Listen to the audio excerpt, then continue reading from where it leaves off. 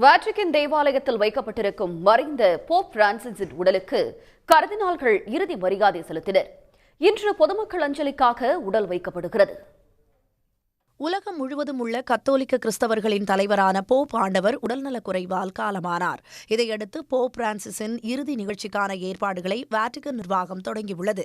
Vatican தேவாலயத்தில் வைக்கப்பட்டுள்ள Pope பிரான்சின் உடலுக்கு கர்தினால்கள் இறுதி மரியாதை செலுத்தி வழிபாடு நடத்தினர். போப் ஆண்டவரின் இறுதி அஞ்சலிக்கான ஏற்பாடுகள் குறித்து கர்தினால்கள் ஆலோசனை நடத்தினர். இதையடுத்து வரும் சனிக்கிழமை இறுதி அஞ்சலி நடைபெறும் என வாட்டிகன் அறிவித்துள்ளது. இதனிடையே போப் பிரான்சின் மறைவை அடுத்து அர்ஜென்டினாவில் உள்ள அவரது சொந்த ஊரான பியூனஸ் அயர்ஸில் சிறப்பு வழிபாடு நடைபெற்றது. இதில் கத்தோலிக்க கிறிஸ்தவ மதத்தை சேர்ந்த ஆயிரக்கணக்கானோர் கலந்து கொண்டு போப் ஆண்டவருக்கு அஞ்சலி செலுத்தினர். பேராயர் ஜார்ஜ் கார்சியா தலைமையில் நடைபெற்ற வழிபாட்டில் போப் பிரான்சிஸ் உருவப்படத்திற்கு மரியாதை செலுத்தப்பட்டது. திருப்பலியின் போது போப் பிரான்சிஸுக்கும் பியூனஸ் அயர்ஸ் நகருக்கும் உள்ள தொடர்புகள், திருச்சபையுடன் அவருக்கு ஏற்பட்ட நெருக்கம் மற்றும் பாதிரியாராக உயர்ந்தது, அர்ஜென்டினா மக்களின் ஒற்றுமைக்காக அவர் குரல் கொடுத்தது உள்ளிட்ட நினைவுகளை வழிபாட்டில் பங்கேற்றவர்கள் பகிர்ந்து கொண்டனர்.